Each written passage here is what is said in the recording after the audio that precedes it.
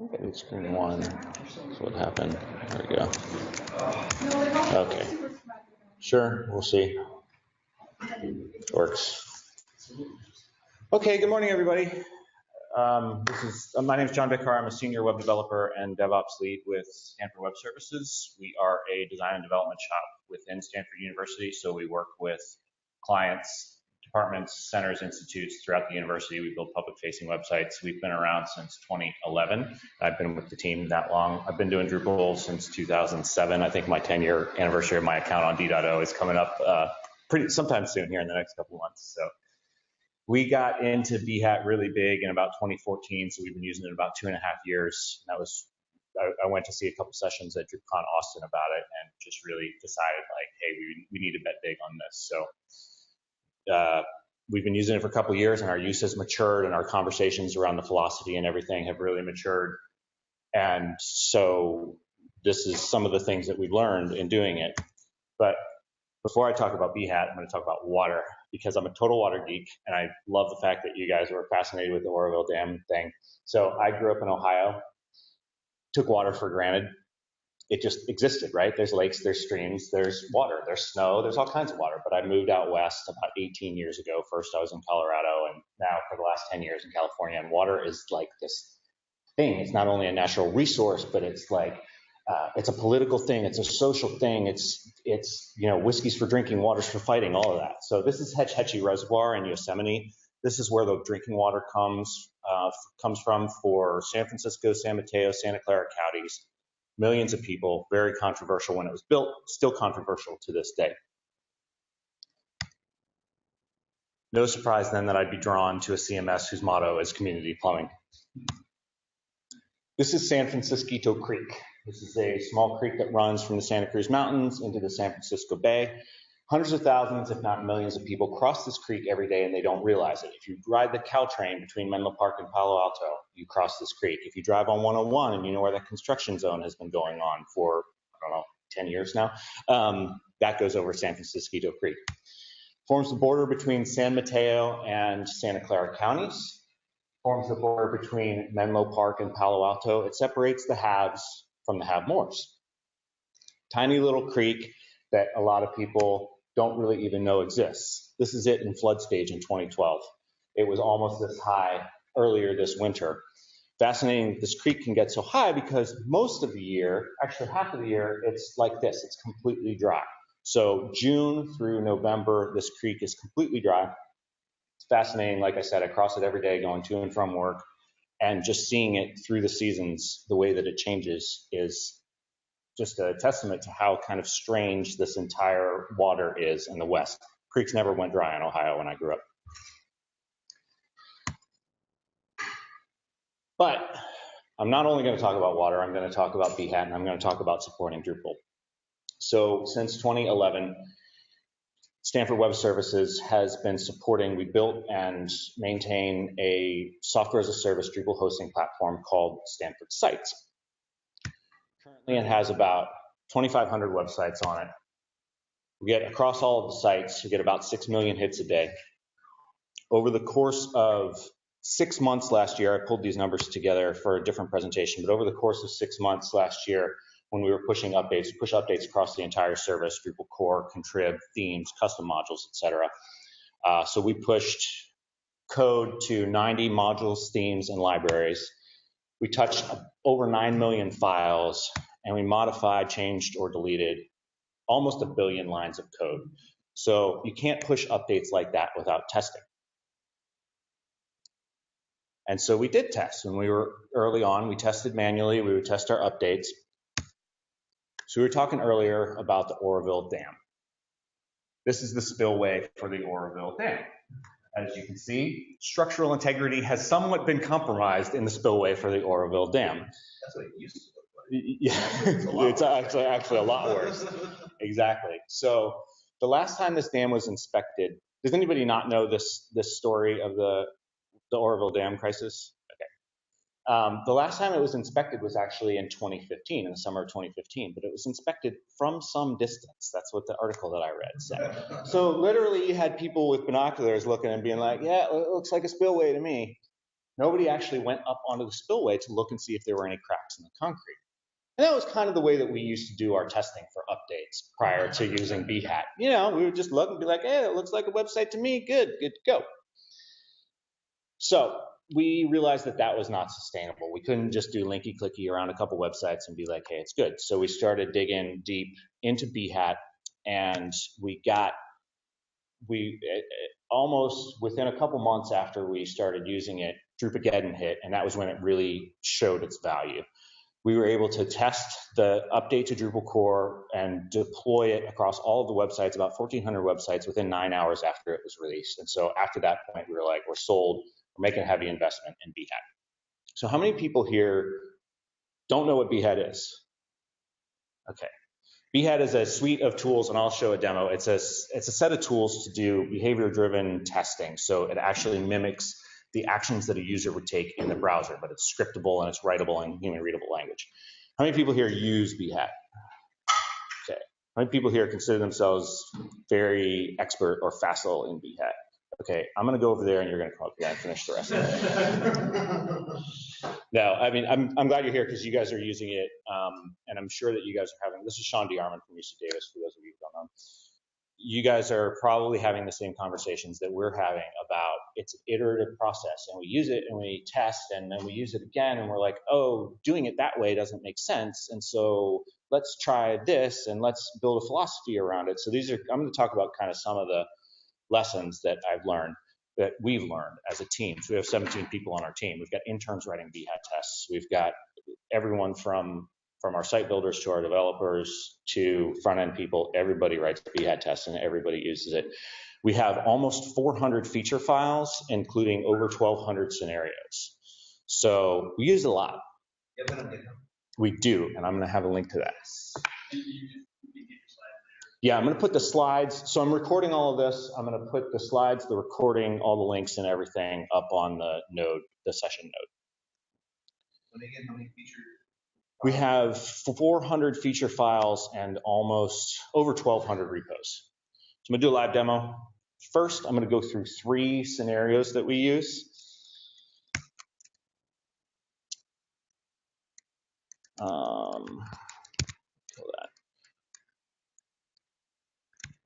Go through 3 scenarios that we use, and then just to kind of give you an overview of what Behat is, kind of what it does, and then I'm going to go into the lessons that we've learned and talk a little bit more philosophical, and you can ask questions at any time, but I'm hoping that we'll have some conversation around the lessons that we've learned.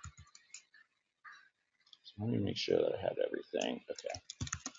So you call Behat from the command line. What I'm going to do first, I think it's this one. No, it's not that one. Hold on. This one.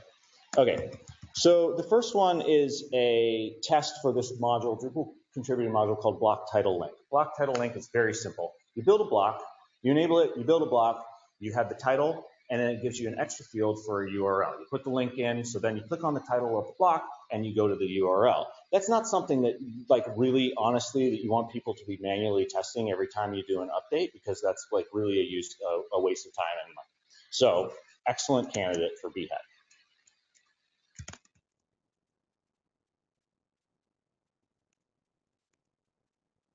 So what this scenario does, it's about 20 lines. It goes in, it creates a block, it gives it a link, it checks that you're on the user path, and then it deletes the block.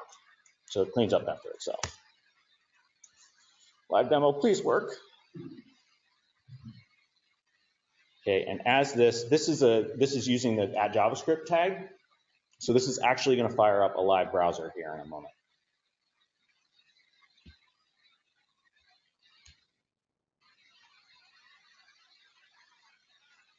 So in the background right now, it's using Drush to enable the module.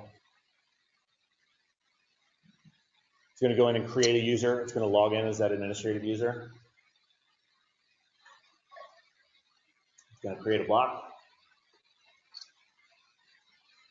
It's going to do a link for that block, and it's going to click. I got to delete one thing, or I got to turn off one thing.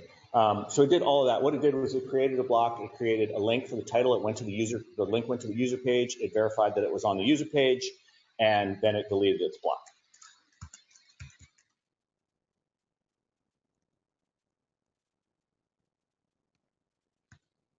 The next one that I'm going to show is with the backup and migrate module.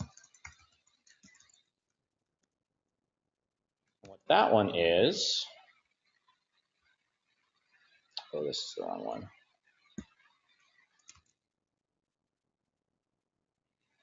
We're also in process of, we've got about 5 different pull requests in flight right now, so some of the work that we've been doing is in different places.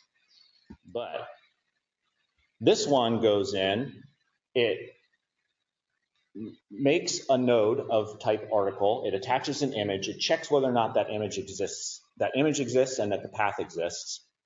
It makes a backup, it deletes that node, it deletes the file, it restores from the backup with backup and migrate, and then it checks to see whether or not that article node is still there and that image is still there, and then it deletes the backup and migrate archive so that it cleans up after itself. And so this really tests the functionality. This is like definitely the functionality that you want with backup and migrate, right? You want, if you made a backup, you want the stuff that was there when you made the backup to be there.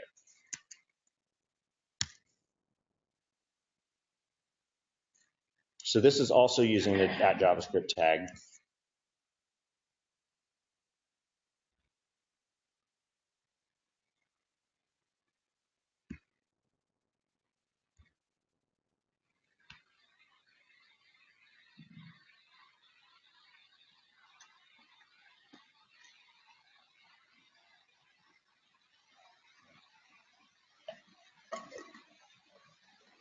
Really, I just wanted to stand up here and drink water, so I planned this so that we would do Behat scenarios during my demo.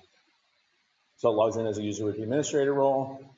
So it needs to go in order to check that the file's been deleted, you have to turn off revisioning on the article content type out of the box. It's a little Drupal fun bit. Goes in, deletes the node, finds not found. All this happens so fast, so it's on local. So you can really, the benefit is not only that they're repeatable and scriptable, but they're pretty fast. So we're restoring, we saw our image. We're going to delete our backup. We're going to clean up after ourselves. Okay. The last one that I'm going to do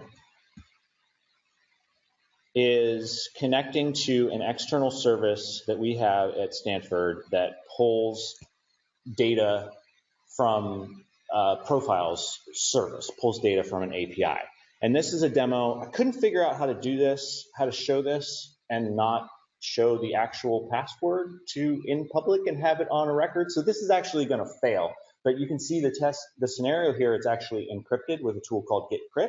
So you want to put credentials, you can put credentials into your Behat scenarios and have it connect. And so I can show you what this looks like because I have changed the password.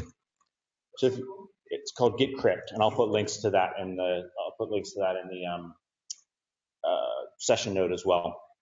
So I'm going in here at the very end. This is where it's going to fail because this is the wrong password. But it goes in and it says client ID is people sites and correct horse battery staple is the password.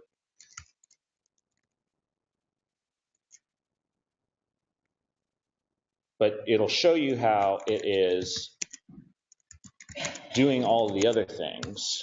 So it's going in and it's creating. This is a complex feature. You've got to set up mappers. You've got to set up profiles. You've got to set up associations with content types, etc.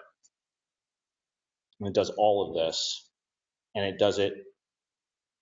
And I'll show you in a minute that we've got it set up so that it actually does it on every pull request. Thanks to this young lady over here. This is Kelly Brownell, my colleague, who has configured it so that we have Travis running Behat on pull requests, which is probably the most amazing thing that I've seen all year. So you go to the config, it says not connected. You set up your mapper. All this happens really fast. You set up a new importer. Okay, so we enter our password. It fails because the configuration options weren't saved because it's the wrong password.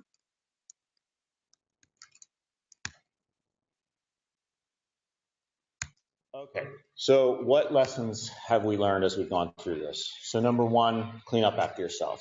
That's the one that I did with the backup and migrate. As you can see in here, oh, you got very small.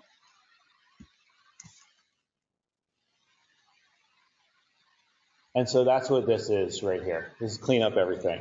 Delete your, so Behat will delete it when it creates users and when it creates content in an after scenario. After the scenario is finished, it will delete that user, it will delete that user's content, but it won't delete things like, it won't delete other kinds of things. It won't delete backup and migrate archives. It won't reset configuration changes. So anything that you change, try to clean up after yourself.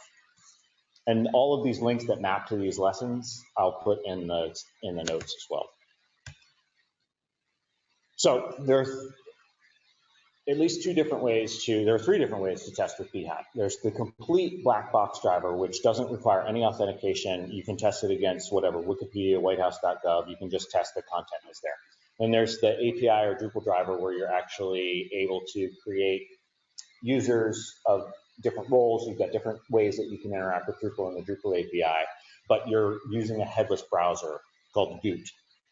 And then the third way is what you saw, all of the three scenarios that I showed was JavaScript actually showing running an actual browser. The Goot black box driver is much faster than running the browser because you don't have the time or the lag. So try to use the Goot black box driver as much as possible. Here's an example of the encrypt. Oops. Where's my cursor? Come back. There we go. Okay, so this is one that really goes pretty quickly. It goes in and checks the settings for the encrypt module and makes sure that the default is what it should be. And you don't have to use JavaScript for this because it just checks the forms. And this is a great way to test for accessibility as well, because anything that's operable to a headless browser without JavaScript is going to be operable to someone with using a keyboard only or a screen reader. So next one is test what you intend to test. Don't test proxies. This right here is an awful scenario. This is essentially worthless. So this is testing computed field, and I wrote this so I can say this. All it's doing is it's testing that you can add a field of the type computed field. It's not actually doing any computation. It's not using the functionality. So this is essentially a proxy for the computed field.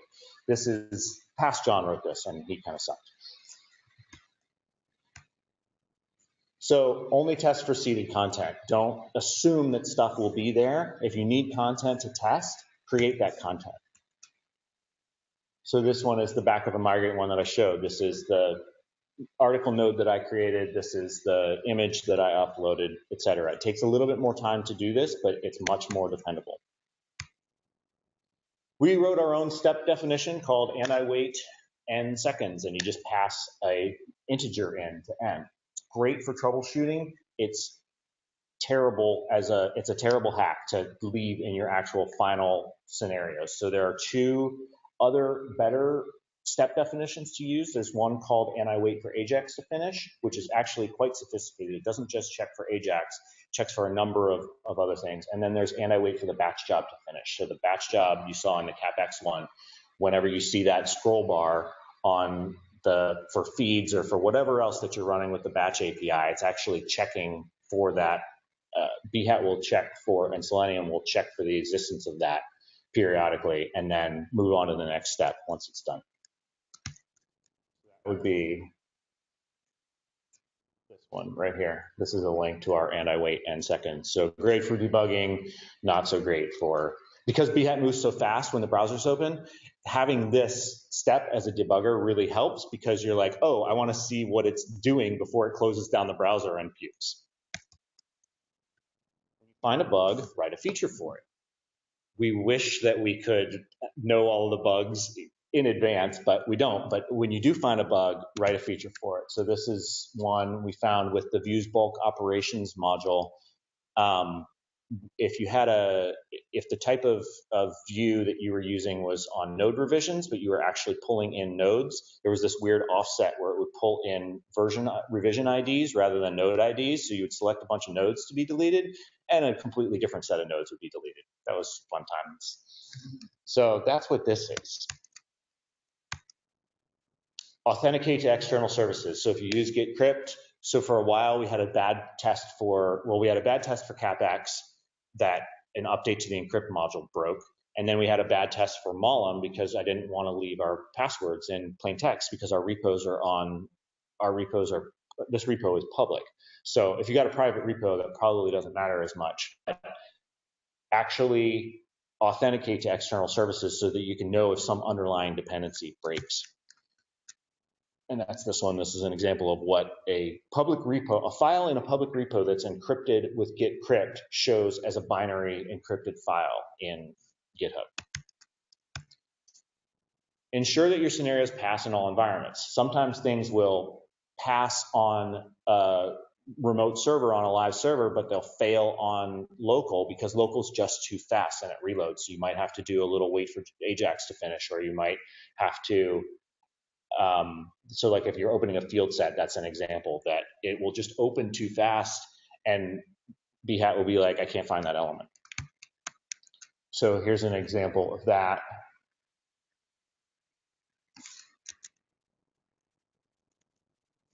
Stop. Don't do that. What are you doing? I don't know where my cursor went. There we go. So this is an example of actually a couple of these lessons. So there were a couple steps in here that were like, I wait 2 seconds, and it's like, no, wait for Ajax to finish. And then a couple of them that were failing on local. The next one, this one is the one where angels sing on high.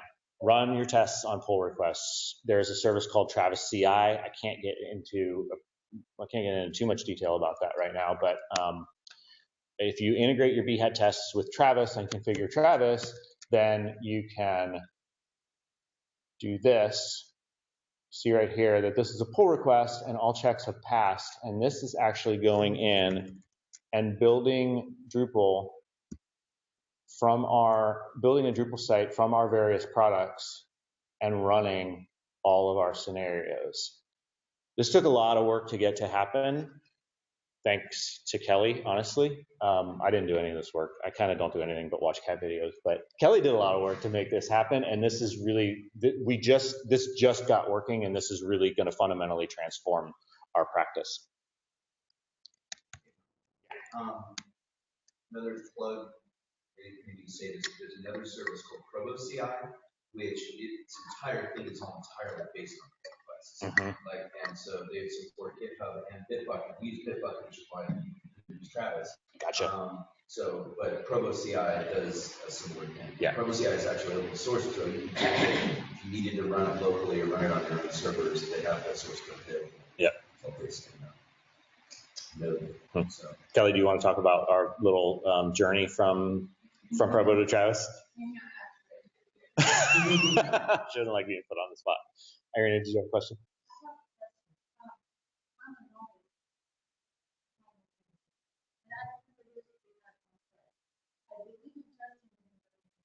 Mm-hmm. And I'm like, oh, this is so exciting. It's so great. Now, if I make a change, or my developer makes a change, or our content person makes a change, and we get an email at 11 a.m., 11 p.m. for, oh, everything is broken. We have a two-handed right away. But I have no clue how to get to the point where I can have this step. If I want to work with this, what is my, first basic step? Where do I go? What do I, does it exist in Pantheon?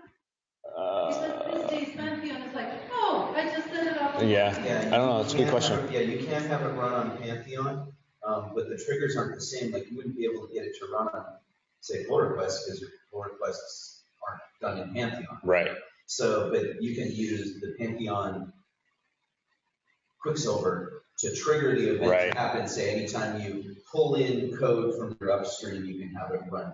And it's all done in the service. Yeah. So no, so to address your question, you're exactly where I was 2.5 years ago. So the first baby step, I went to a couple of sessions at DrupalCon Austin, and I had the exact same question because I had tried to look into it, and I see people running it and making it look so easy and being like, oh. So I I empathize, right? And it took 2.5 years of work to get to here. So the first step that I would recommend, one, get it running locally on your laptop. And if you go to, so our, not that one, okay. And interfere here and your set your wonderful. You say that the Yeah. setup, getting to do the setup is on top of the project is the most complicated part. I hear you. Once setup is in place, and Yep. then I can figure out. But how to get to the setup and make sure that things are connected. This is like.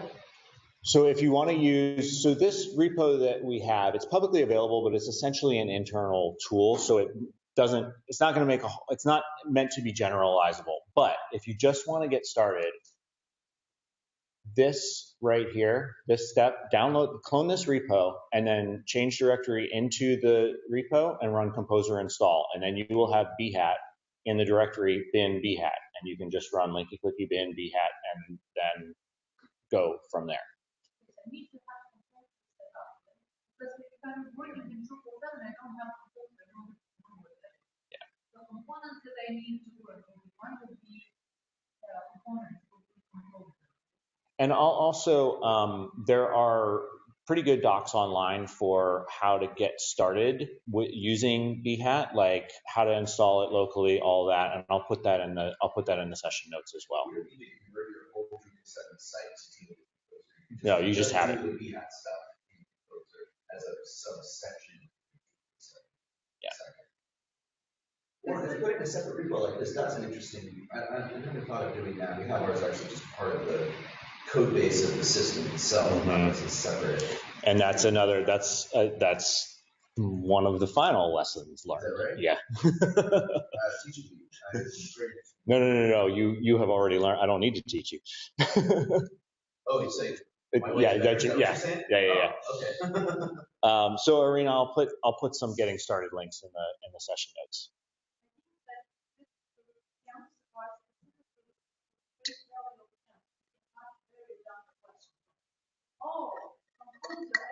Yeah, no, absolutely. And having links very detailed, like I feel like I'm a second grader. I felt the same way. I had to try it. I tried it. So I heard it was this awesome thing. I tried it. I couldn't get it installed. I heard it was this awesome thing. I tried it again. So yeah, the first step I think is just get it running locally, write your first few scenarios, and then you'll start to see, and then you'll expand your horizons on it. Yeah, you can get one test written, just one. And running. Or even if it's like, and I see Stanford on the homepage. You get that, then you're on the races. Because then you'll see how they just keep going. Yeah. Try to get one thing. You need to get to that point. I totally agree that getting to the point where the very first test is for lots of people. Yeah. There is not just. No, it's not an It's easy the most thing. challenging thing because you have to have 5 components that need to work like this, not like this. Yeah. Right? And then your environment is slightly different from whatever blog post you're reading that was written in 2013 or whatever. Yeah. And then you blew up your Apache and your PHP, and all of a sudden nothing works. And yeah.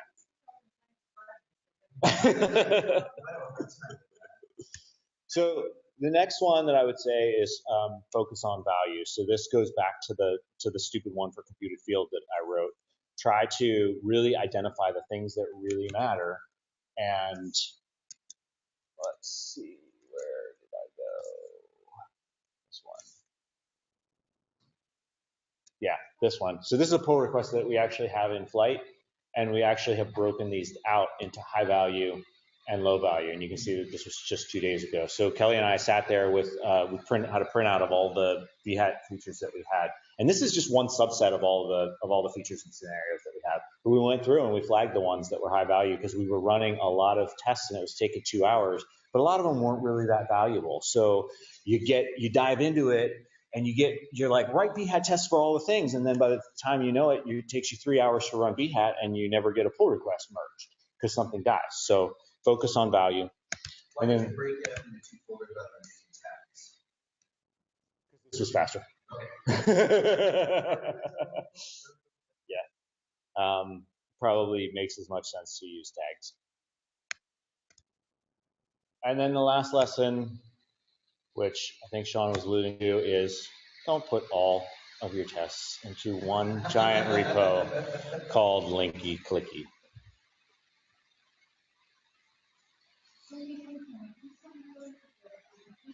It's a technical term. Linky clicky? It is. That was our method of testing before we used Behat. We had like 5 or 6 people sitting around getting paid by the hour to linky clicky. Well, that was the thing. No, it was in Stanford, California. So, question.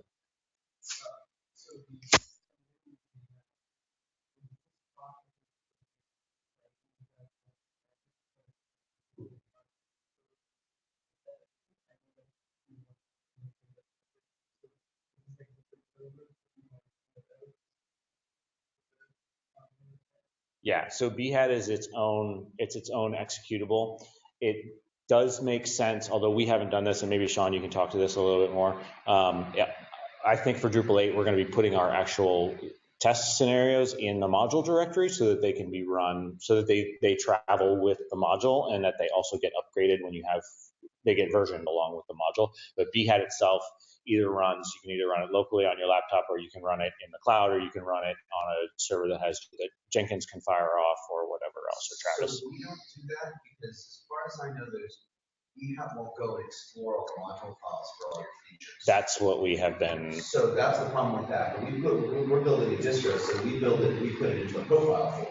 So we have all of our Behat tests within the profile folder for all the modules that we include, because the composer file, you tell them what modules to include. And so maybe some modules have their own features or their own Behat features. They wouldn't even necessarily pass on our system if we've done some sort of modification. So we might copy them over, we might change them or do something on them, but all the features that we run are done in the profile folder itself. We break it up by tags. I like the high value, low value one. I wrote that down. I think we're going to start doing that. But yeah, we're being able to run them locally as well as using some sort of automated system like Travis or Provo or something like that makes a huge difference just because it just kicks it off right away, right when the pull request gets done. Yeah. You're talking about in Drupal 8, right? Yeah, but 7 is not that different. It's not that different. It's just that in Drupal 8 you use Composer for everything, so it's easy to just add Behat into the thing that you're doing too. Yeah, right. For Drupal 7, you kind of have to do like what you said, where you run Composer, install just on a little package that's your Behat stuff. But you don't have to use Composer, but it's sort of a drag and go and pick all the pieces and put it the only reason we're using Composer is because we've got 17 people on our team, and we don't want everyone trying to follow the same blog post or whatever. We want standardized tools. Also, you get lots of right. That's true too.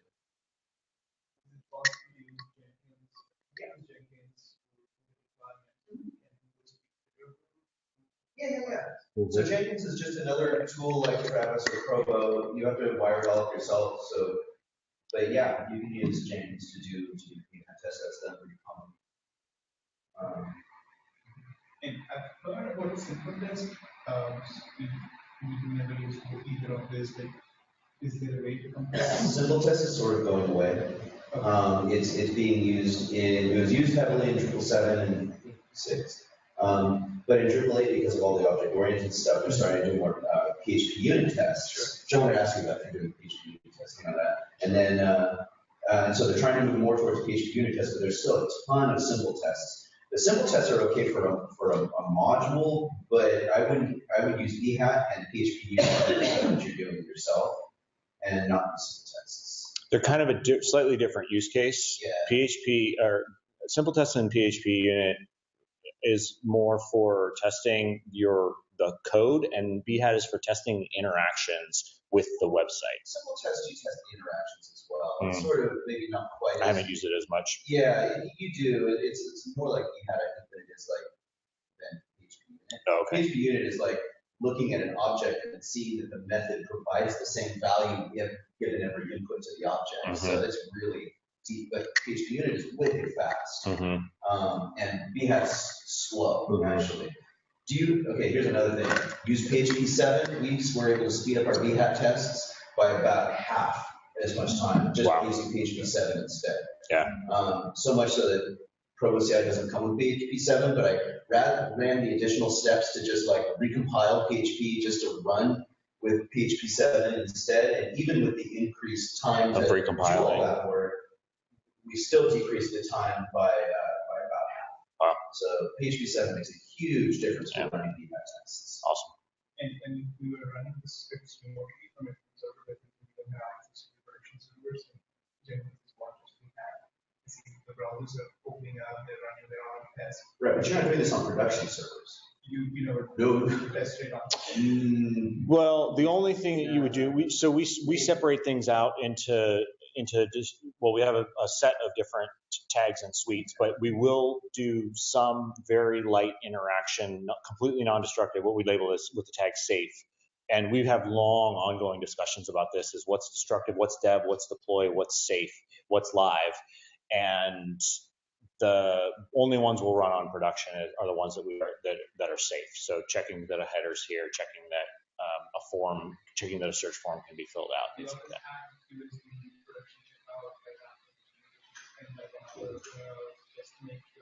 Right, so if you've written those processes down and they're things you're doing anyway in production, sure, right? Yeah, if they're non-destructive. Yeah, sure. But like all the stuff like creating users, creating nodes, stuff like that. Changing configuration.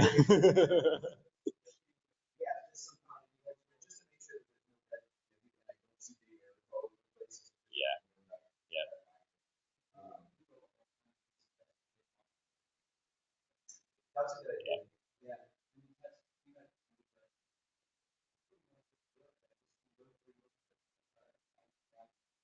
Yeah, and that's exactly it. It's when you find a bug, write a feature for it, because I don't want to have to manually remember to go check this. I was going to ask you, do you your tests that you run on pull requests, is that done on a fresh install? Yeah. Do you ever do tests, not on production, but like bringing in an existing database to see if it screws up, like an update hook or something like that can screw up an existing site? Kelly's got an answer to that. Right.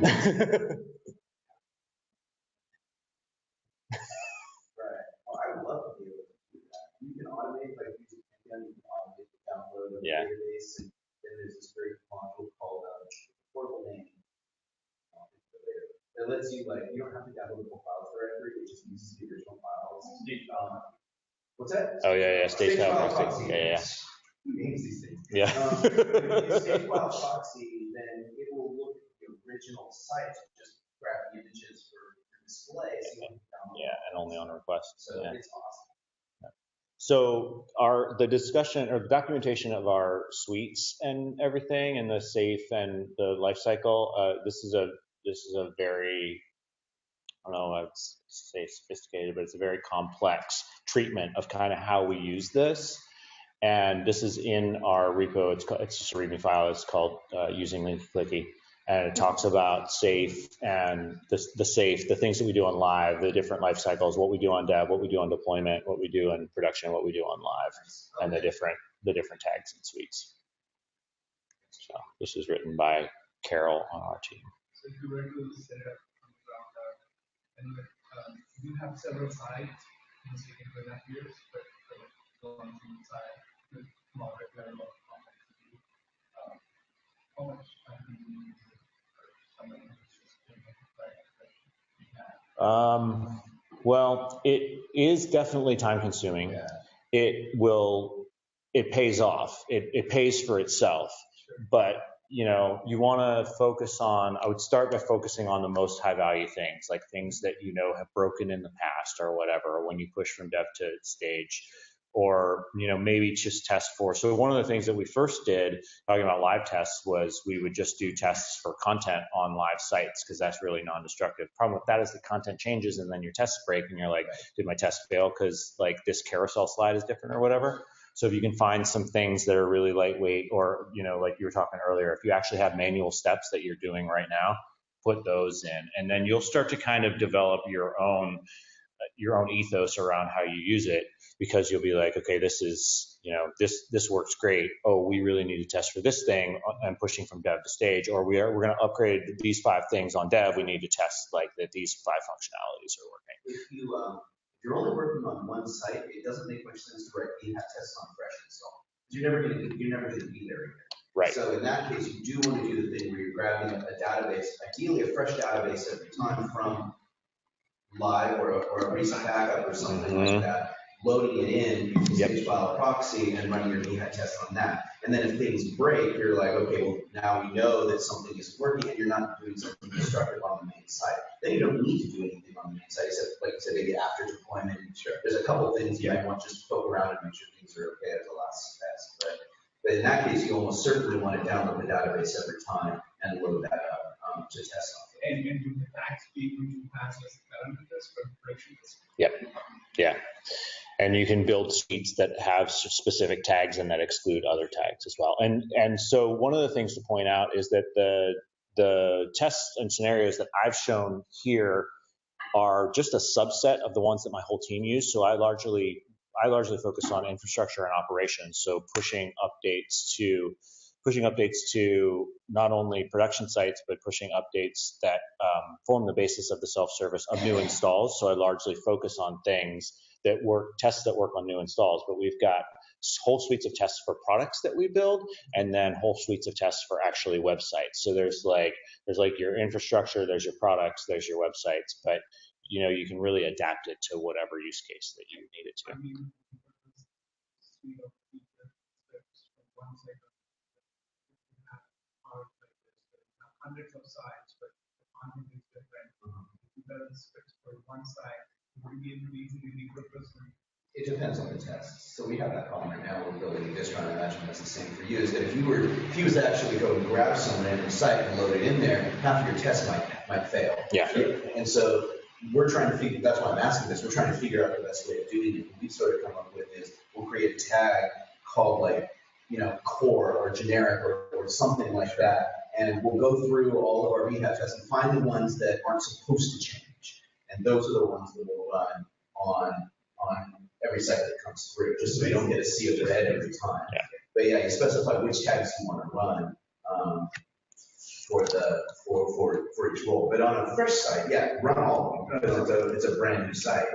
But on for existing ones, doing a save or doing a core or something like that is good. And we actually, in here, we have a directory that's an includes directory and features. So this is where we actually put our generic scenarios, and then we symlink from specific sites or specific products. But you really need to be careful with that because they need to be wherever, all the different places that you're symlinking, it needs to make sure that it passes on all of those. You don't run that on your core requests, though. That's some of them are. It just depends on how they're symlinked with a specific product or with a specific site. You can do stuff on existing sites that actually have content. You can actually test for the content. We need to make sure that we have our, contact us link that has this email address on it on our homepage all the time, so some idiot content editor isn't going to delete it, right? Mm-hmm. And so, right, we have tests for that one site and that's going to be a test right after production every time. Just make sure. I mean, that's not a code thing, but yeah, we have it for businesses being taken care of. Yeah, we have that for accessibility language that's required to be on all the sites. So we are at time. I'm happy to continue answering questions, but. Excellent question. Yes. I put some time into using Rave actually about a year or so ago, and I've used Backtrack as well, backtrack.io. So what we're talking about is it's a tool that does visual regression testing. So it actually takes a screenshot of the. That was the one you're thinking of expanding CSS. Oh, okay. JS is a headless Oh, okay. So instead of opening up Chrome, we would just. Oh, gotcha. So recently, there's been a lot of versioning compatibility with the Chrome driver and Firefox. I kind of stuck with the Chrome Firefox one because I heard that.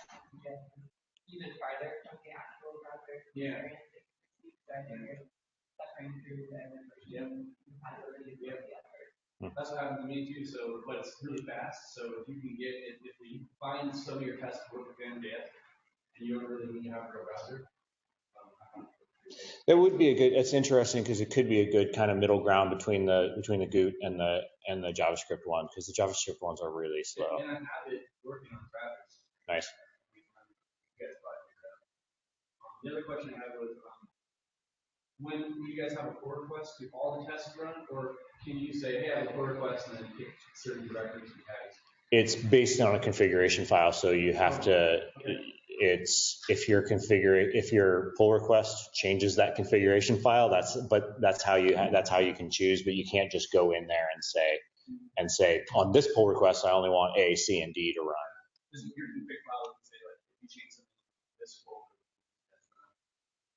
That's a question for you. That's what I figured, but you don't know what you're going to do is going to screw something else up. That's sort of the point. Yeah. And then last thing I wanted to ask is, do you use Behat to fire off PHP? I've written Behat rules where they just fire off some PHP unit tests. And I don't always use PHP unit for unit testing. I use it for anything that I can do with PHP. It doesn't have to be a unit, because I like the way the PHP unit works. You just do some stuff and then insert. So I thought that was a pretty nice way for you. That way you can just run Behat, and if you don't have that many PHP unit tests, they get run too. I mean, people who write the Behat tests, they can fire off PHP unit tests because they just write those. Because they don't have to write the PHP unit tests. Yeah, I haven't done much with that, but there's definitely there's a push within our team to look more towards PHP unit as we move into Drupal 8. So I love that, because then people just run Behat, they don't even know that PHP is running. You've got to write a little bit of code. Nice. Can you talk about visual regressions for a second? Are you doing any of that? Sure. Yeah, it's interesting. I got kind of heavy into it. Is it last year or 2015? And started using Wraith as we were doing updates. And then when Kelly started last summer, she started looking into it, and it really is. There's just a lot of false positives that it flags. It's really, really tough. So it's not anywhere near as mature. At least this has been our assessment of it, that the whole field is not quite as mature as we would like it to be, is not quite as mature as Behat is, and that really defining like what's an acceptable change and what's an unacceptable change is really, really challenging. And I thought about that a lot this year too. And one thing I'm going to do is some dynamic CSS or one to test just the style guide, the pattern library or the home library. Then you do visual regression on that, because that's how we're doing it. You're not testing the site. Gotcha. But yeah. So we're not using pattern. Those other KSS can draw yeah. Stuff because that should be. Yeah. That should be. Backtrack would probably be good for that if people aren't familiar with Backtrack.